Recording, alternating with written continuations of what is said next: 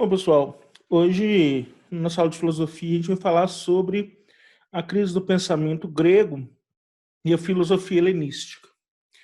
Esse período é quando a Grécia vai ser tomada pelo Império Romano, então a gente vai ter uma mudança na forma de pensar dos gregos, que vai incluir um certo abandono do modelo de pensar que valorizava a polis, a cidade como um todo, e a gente vai substituir isso por uma valorização do indivíduo enquanto produtor de filosofia, produtor de arte e mesmo enquanto sujeito ativo do cosmos.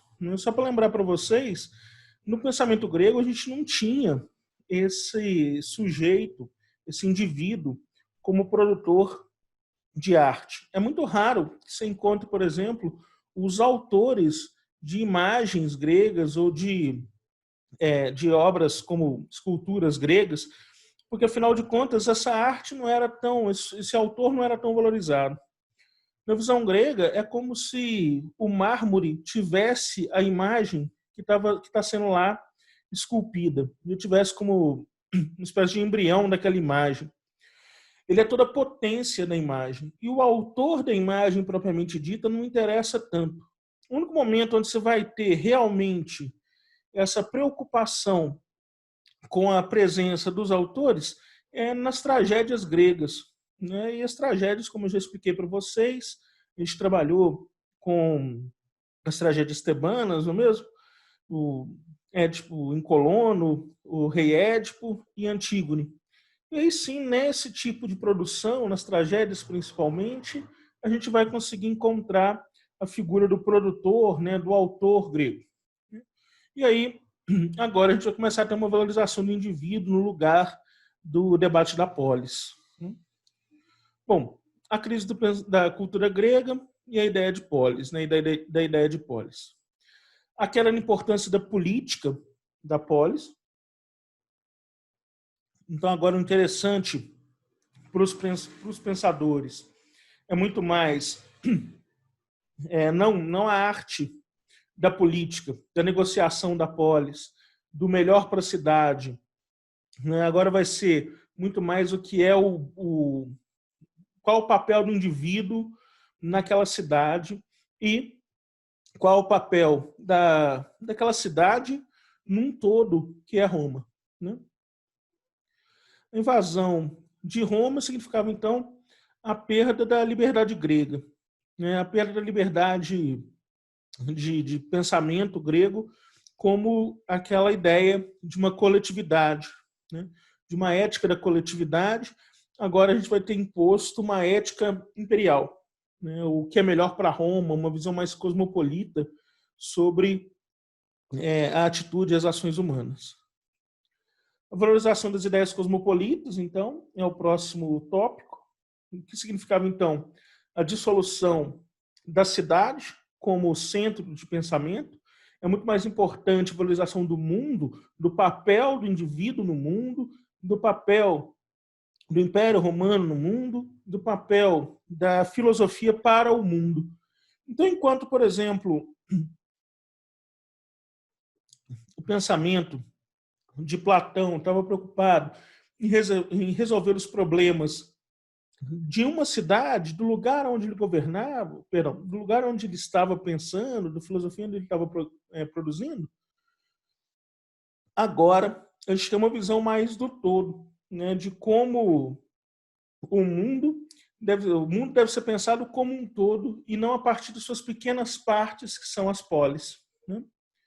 A identidade vai ser diferente, então, da comunidade política, e a identidade vai ser igual ao indivíduo. Então, aquele indivíduo que antes tinha como filosofia o ideal de bem comum e, portanto, ele era parte de um todo, que era a polis, e, portanto, a comunidade valia mais do que o indivíduo, agora vai ser substituído por uma identidade dele próprio, né? Como ele representa o mundo, como ele está no mundo.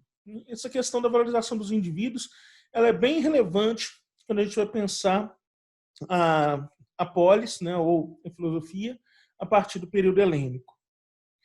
A substituição da ética clássica, né, que é a defesa do bem comum, aquela ideia aristotélica do bem e do sumo bem, né, que vocês já viram quando estudaram Aristóteles.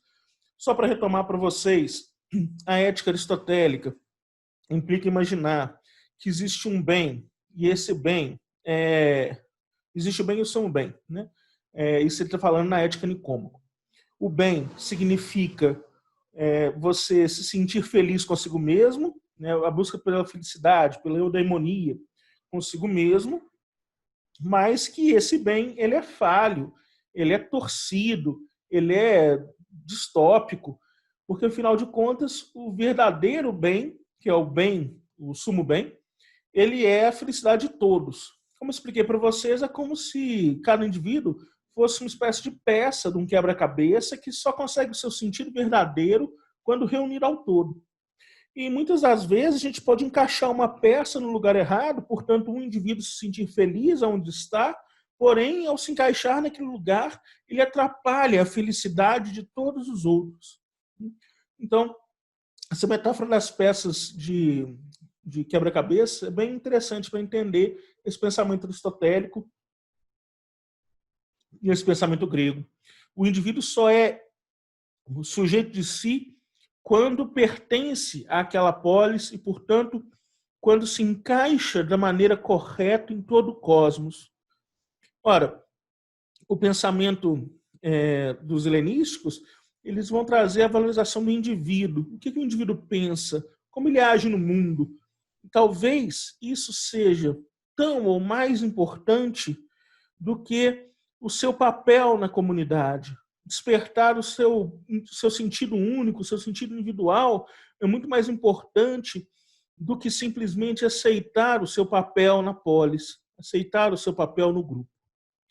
A substituição da ética clássica, então, da defesa do bem comum, pela ética individualista, pela ética individual. A felicidade da polis é agora trocada pelas felicidades particulares, ou pela felicidade particular. Bom, e aí a gente vai estudar algumas correntes do pensamento helenístico, né? Alguns pensadores helenísticos. Primeiro, o cinismo. A nossa noção contemporânea de cinismo ela é meio estranha, né? Se a gente for pensar do ponto de vista grego. Quando a gente pensa em cinismo hoje, a gente imagina aquele sujeito que se preocupa só consigo mesmo e que de uma forma, ao se deparar com uma situação, né? E se ele se deparar... Então, eu defendo, por exemplo, a justiça e a democracia ao me deparar com uma situação, mas quando eu me deparo com outra situação um pouco diferente, mas com decisões semelhantes, eu deixo de defender a justiça e a democracia. Isso é um cínico. Aquele cara que se comporta de uma determinada forma na frente de uma pessoa e que se comporta de outra maneira bastante diferente na frente de outra pessoa. O fundador, então, essa é a nossa visão contemporânea de cinismo. Mas a visão grega, ela é diferente, né? A visão helênica ela é diferente. O sujeito que vai pensar a corrente de pensamento do cinismo é o Diógenes, foi o fundador dessa corrente. O Diógenes, ele partia da ideia de que não se importar com nada era muito mais proveitoso do ponto de vista da felicidade. Então, o objetivo era evitar questões mais amplas, problemas que não poderiam ser resolvidos, preocupações com as quais não pudéssemos dialogar, ou dificuldades que levassem a barrar a nossa felicidade. Portanto, ele abandona a vida material, ele acredita que a busca por bens materiais não condiz com a felicidade e ele não se importa em buscar a verdade, tentar provar a verdade, tentar mostrar que a sua realidade se impõe sobre a do outro, tentar imaginar que o seu pensamento se impõe sobre o outro. Então, para os cinistas, esse pensamento vai ser muito mais desse individualismo, voltado para a ideia de que eu, enquanto indivíduo, não preciso de mais nada, a não ser aquilo que eu encontro no mundo, sem precisar garimpar demais. Nesse sentido, o Diógenes diz que a verdadeira felicidade se encontra com a aproximação em relação à natureza. E, portanto, que o homem feliz se comportaria como um cão, né? Ou seja, ele revira as latas de lixo, ele não se importa muito com a qualidade dos alimentos, com a sofisticação dos alimentos, ele simplesmente vive livre, como um cão. O Diógenes realmente vai revirar latas de lixo, vai revirar essas coisas no mundo helênico. Ele não se importa com nada.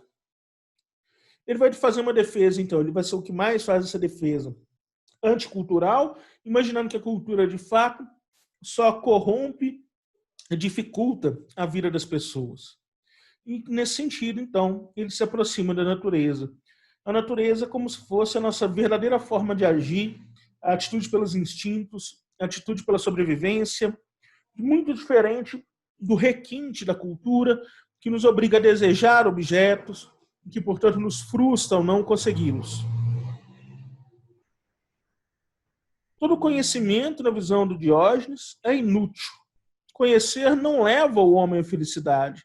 Descobrir o verdadeiro sentido dos conceitos, descobrir o que é o bem, o que é a justiça, o que é a beleza, como Platão queria, isso não conduz o homem à felicidade. De fato, essa busca incessante pela verdade e a nossa eterna frustração em relação a ela só diminui a felicidade humana. Quanto mais se eliminam as necessidades supérfluas, mais se é livre. Então, as necessidades supérfluas podem ser o requinte nas roupas utilizadas, a necessidade de demonstrar que se está correto, que é a verdade, a necessidade do dinheiro como forma de transação econômica, a necessidade de comidas e bebidas mais requintadas. Tudo isso, na visão do Diógenes, atrapalha a felicidade humana. E é por isso que ele abandona tudo isso, tentando se comportar como um cão, aproximando sua vida da natureza. Porque assim, ele acredita, não haveria mais motivos que barrassem a sua alegria e a sua felicidade. Uma outra corrente de pensamento são os estoicos, que é o estoicismo, né?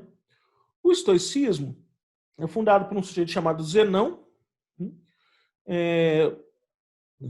com uma metáfora para definir a filosofia como uma metáfora em 3 partes de uma árvore. É como se a filosofia fosse uma árvore. E para isso, ele vai definir, portanto, que a filosofia tem as raízes, o tronco e o fruto. As raízes da filosofia é a física. E a física não simplesmente essa que vocês estudam e tentam aprender, porque aprender física é muito complicado, no colégio. A física, mas como o mundo da física, né? O mundo físico, o mundo que nós tocamos, o mundo que nós vemos, que nós sentimos. Esse mundo é simplesmente as raízes da árvore da filosofia. Depois das raízes, então é preciso ter raízes muito bem fundadas, é preciso entender bem o mundo à sua volta, é preciso conhecer com profundidade o mundo à sua volta, é preciso deixar essas raízes bastante fortes, é preciso entender esse conhecimento de uma forma bastante aprofundada. Porém, todo esse conhecimento serve quase que exclusivamente para sustentar a lógica. A lógica é o tronco da filosofia. O tronco, que significa a força da filosofia. Se a nossa lógica for bastante sustentável, nós conseguimos estabelecer relações de causa e efeito a partir da observação do mundo sensível, ou seja, a partir da nossa vivência do mundo físico. Esse é um ponto bem relevante e importante, assim. A lógica como tronco do pensamento filosófico. E esse pensamento filosófico frutifica, que é, de fato, um verdadeiro objetivo final da filosofia. e ele frutifica na ética, ou seja, como devemos agir, na nossa forma de nos comportar. Qual é a melhor forma de agir? Qual é a melhor forma de se comportar? Esse é o fruto da árvore da filosofia, que começa com o aprendizado do mundo sensível. A partir desse aprendizado em relação ao mundo sensível, se desenvolvem lógicas de pensamento. E a partir das lógicas de pensamento, podemos deduzir qual é a melhor forma de agir. A melhor forma de agir é, portanto, a ética, o fruto da filosofia. O ser humano deve viver segundo o que é natural. Então, de novo, uma aproximação do ser humano com a natureza. Ora, a gente vê, por exemplo, uma certa oposição entre isso no mundo grego, não é mesmo? Quando a gente vê, por exemplo, Platão falando do mundo sensível, que o mundo sensível, de fato, deveria ser quase que abandonado, porque ele atrapalha o conhecimento humano, não produz o conhecimento humano. Ele atrapalha muito mais do que produz. A gente tem um pouco dessa aproximação com Aristóteles, mas na filosofia estoica, nos helenistas, essa aproximação entre homem e natureza é muito mais próxima, muito mais chegada. O ser humano é, portanto, um microcosmos, enquanto a natureza é vista como um macrocosmos. Esse ponto é importante, assim, porque na visão estoica é como se o ser humano tivesse contido dentro de si todo um cosmos de vivência, todo um cosmos de existência. E esse cosmos é, portanto, um microcosmos. É como se o ser humano fosse uma espécie de representação menor, representação diminuta, de um cosmos muito maior que é o mundo natural. Portanto, está contido no homem todas as relações do macrocosmos, só que em proporções menores. Dizer que o ser humano é um microcosmos não significa que ele é uma parte do cosmos como um todo. Significa que ele é o cosmos todo, só que de maneira diminuta, só que menor. Esse ponto é relevante. Então, cada ser humano é um cosmos em si, é uma existência em si. O ser humano é um cosmos como um todo, que está, de certo modo, subordinado, fazendo parte de um macrocosmos, que se enquadra em um macrocosmos. Se a gente for pensar, dá para a gente falar isso em relação aos nossos membros, aos nossos órgãos, não é mesmo? Se os nossos órgãos não estão funcionando muito bem, se os nossos órgãos entram em conflito, a gente fica doente, a gente fica mal. E o macrocosmos da natureza é a mesma coisa. Se tem alguma coisa problemática, se tem alguma coisa doente, o equilíbrio das coisas, tudo isso faz parte desse macrocosmos e que o Zenão vê refletido no nosso microcosmos.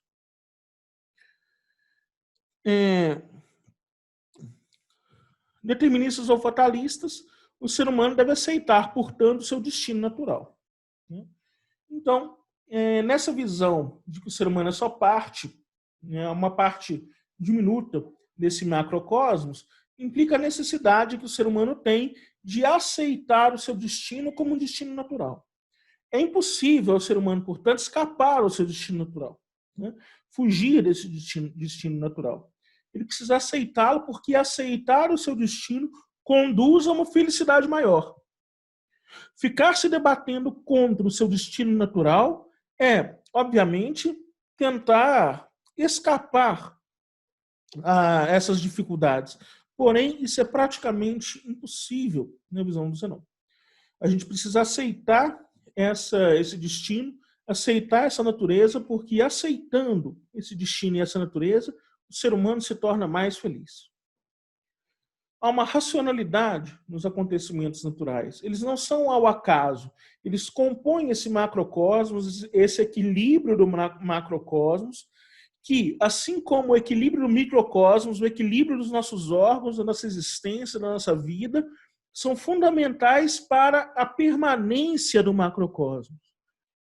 Portanto, tentar lutar contra esse destino natural, tentar lutar contra essa lógica que muitas vezes não compreendemos, mas que nos cerca o tempo todo, só leva a nossa tristeza e as dificuldades em relação ao macrocosmos. E por último, Aceitar que os acontecimentos são frutos do destino natural leva o homem à verdadeira felicidade, que é a atraxia. Né? Portanto, quando eu aceito que a morte é simplesmente um produto do destino natural, quando eu aceito que determinada coisa que aconteceu comigo, uma desigualdade, uma injustiça, qualquer coisa do tipo, é simplesmente parte de um processo muito maior, de uma existência muito maior, que é o macrocosmos, isso tira do ser humano essa culpa de ser responsável por tudo aquilo que acontece de mal em relação a ele, e isso conduz o homem à verdadeira felicidade, que nos estoicos a gente vai chamar de atraxia. Certo? Bom, é claro que isso na visão do estoicismo, né? Porque afinal de contas, quando a gente vai pensar para hoje em dia, para nós mesmos, a gente aceitar que tudo é produto da natureza, tudo é produto desse destino natural, também implica que todas as coisas boas fossem produto desse destino natural e, portanto, o ser humano não teria vantagem nenhuma em tudo aquilo que vence, em tudo aquilo que ganha, em tudo aquilo que faz. Né? Essa é uma forma que os estoicos têm de espiar a culpa humana para um destino natural, para uma vivência natural. Né? Bom, o epicurismo. Né? Epicuro é o tema que mais cai no Enem dentro do pensamento estoico. Por isso que a gente vai aprofundar um pouquinho mais sobre ele. O Epicuro, a primeira coisa que ele vai falar é que não devemos temer a morte e os deuses. Esse é um ponto bem relevante. Ele vai dizer assim, olha, a morte é inevitável. Portanto, não há por que temer a morte. Porque a gente não tem como escapar dela. Se a gente não tem como fugir dela, não tem como a gente ficar se debatendo com ela. E, principalmente, não há por que o ser humano temer os deuses. Perceba que, na mitologia grega, os deuses tinham um papel bastante ativo na existência humana. E, portanto, os deuses influenciavam os homens, puniam os homens, salvavam os homens. Nesse sentido, essa ideia de que o ser humano não precisa temer a Deus é bastante libertadora. Só que por que o Epicuro vai dizer que o ser humano não deve temer a Deus? Porque, na visão dele, os deuses são muito grandes, são muito maiores do que o ser humano, são muito mais poderosos do que o ser humano. Qualquer coisa que o ser humano faça não consegue sequer arranhar a superfície do poder de Deus, dos deuses. Se assim o for, qualquer coisa que o ser humano faça não consegue nem ameaçar os deuses e nem agradá-los. Nesse sentido, o ser humano fica erguendo totens para os deuses, templos para os deuses. A visão do Epicuro não faz tanto sentido, porque se nós não conseguimos alcançar o lugar onde os deuses estão, a gente não consegue fazer isso nem para o bem e nem para o mal. Nós não somos uma ameaça para os deuses, nós não somos uma alegria para os deuses, e é por isso que os deuses têm, em relação aos homens, um papel de indiferença. Então, os deuses são indiferentes às vontades dos homens e, portanto, não há por que temê-los. A busca pela felicidade, na visão do Epicuro, o ser humano consegue buscar, encontrar a felicidade nas coisas terrenas, ele não depende, portanto, dos deuses, e ele não depende sequer da sua própria produção. A gente vai ver isso mais tarde. A felicidade não é um produto do homem, mas a felicidade está disponível na natureza. Segundo a ética epicurista, os prazeres do mundo são prazeres naturais e necessários, como matar a sede, por exemplo. Prazeres não naturais, prazeres naturais e não necessários, como matar a sede apenas com água mineral. E prazeres não naturais e não necessários, como ter riqueza, prestígio, poder. Tanto a riqueza, o prestígio e o poder são construções da sociedade humana. Não são próprios da natureza. Essa é uma visão bastante otimista do mundo.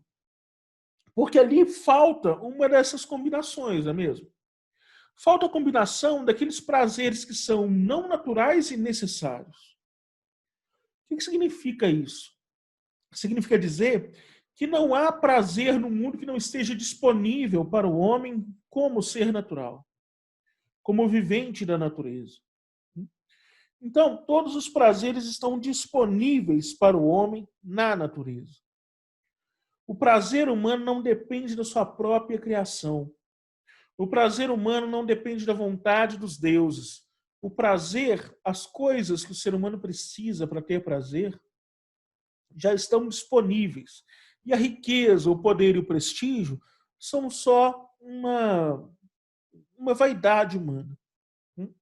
Então é por isso que essa filosofia ela é bastante otimista, né, desse ponto de vista. E a gente chega no tetrafármaco do Epicuro. Né? Tetra, 4 fármacos, remédio ou veneno. Então, os 4 remédios que o Epicuro vai dar, as 4 lições que o Epicuro vai dar, né, para o ser humano. A primeira são vãos os temores em relação aos deuses e ao além. Então, não temereis a morte e não deve temeres os deuses, porque os deuses nos são indiferentes e a morte nos é inevitável. Segundo, um absurdo medo da morte, porque a gente teme aquilo que nós não sabemos se vai nos acarretar ou não. Como a morte já temos certeza de que ela nos chegará um dia, não tem por que temê-la. O prazer, quando for entendido de modo justo, está sempre à disposição de todos. Esse também é um ponto relevante que está lá naqueles três formas de prazer que eu falei para vocês. Afinal de contas, o prazer, quando entendido de modo justo, significa que entender que o prazer não está disponível, ficar inquieto na busca do prazer, não se satisfazer com o que está disponível, tudo isso são formas de enxergar o prazer de modo injusto. E, portanto, fazer com que esse prazer se torne indisponível ao homem. Então, o prazer, quando for entendido de modo justo, está à disposição de todos.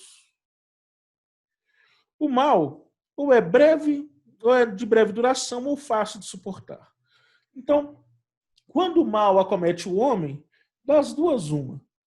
Ou ele vai matar o cara logo de uma vez e acabar, então vai ser um mal insuportável, porém muito rápido, como um infarto fulminante, por exemplo.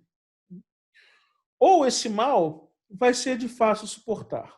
Ou seja, a gente vai sentir um pouco de dor, a gente vai sentir um pouco de tristeza, mas a gente consegue superar, ele vai durar pouco, ele vai se afastar de nós e portanto, a nossa vida é suportável. Deu uma cortada aqui, eu não sei se cortou no vídeo também. Mas vamos lá. Então, o mal ou é de breve duração, ou é fácil, ou é facilmente suportável. Então, ele vai acabar com a gente uma vez só, né, como um infarto miocárdio, ou ele vai ser suportável e vai nos acompanhar por um tempo um pouco maior. Né? Bom, por último, o pensamento ceticista. O ceticismo, quando vocês veem, geralmente ele está ligado ou vinculado à ideia de uma não aceitação da verdade, de uma não aceitação do produto final da filosofia e da busca pela verdade. Né? O fundador do ceticismo é o Pirro, né? Por isso que o ceticismo também pode ser conhecido como pirronismo. E aí ele vai falar o seguinte: o ser humano não pode encontrar uma verdade absoluta sobre nada no mundo. Porque as coisas do mundo são mutáveis. E por serem mutáveis, a busca de uma verdade uníssona é impossível, né? Ou é perda de tempo. Buscar que uma verdade se mantenha no mundo o tempo todo é perda de tempo. Portanto, é perda de tempo o pensamento platônico, não é mesmo? E o Platão fica pensando sempre sobre qual é a boa forma de agir, comportamento justo, uma justiça que levasse ao bem e que, portanto, pudesse prevalecer durante todo o tempo.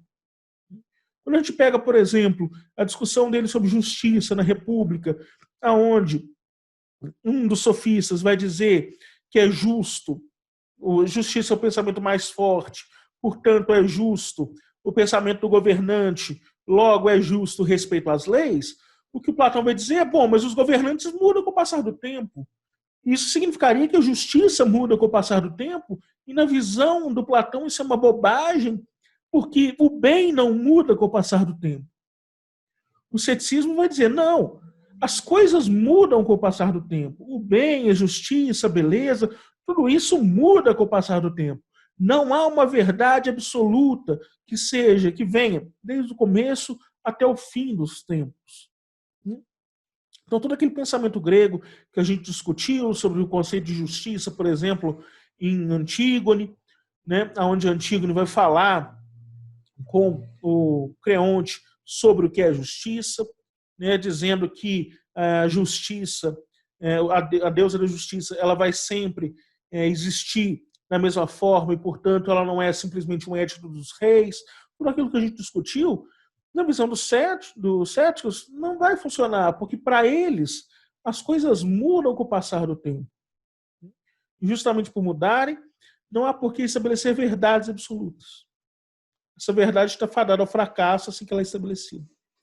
Por isso, o ceticismo não busca a verdade, mas busca compreender as coisas no seu devido lugar. Mas sabendo que esse devido lugar muda, é flexível, ele muda com o passar do tempo. O ser humano deve abster-se de julgar o que as coisas são. Então não cabe ao ser humano dizer isso é X ou isso é Y. Ele simplesmente deve compreender que aquelas coisas estão ali naquele momento, mas que elas poderiam não estar, ou podem deixar de estar. Então não é papel do ser humano ficar se debatendo com essas questões filosóficas que diz sobre o julgamento das coisas, se algo é certo ou errado. O comportamento certo hoje pode ser o comportamento errado amanhã. O lugar certo de uma determinada coisa hoje pode ser o lugar errado amanhã. E ficar se debatendo com isso é uma forma de perder a felicidade, de abrir mão da felicidade. A indiferença leva o ser humano à felicidade. Então, não se importar com o papel das coisas, não se importar se algo é justo ou injusto, não se importar com isso, leva o ser humano à felicidade. O caminho para a felicidade é, portanto, a indiferença. É isso, galera. Meu slide acabou. E a nossa aula também. Qualquer coisa, vocês entrem em contato comigo ou reassistam a aula para a gente dar uma olhada e aprender bem sobre helenismo, tá certo? Grande abraço, povo. Até mais.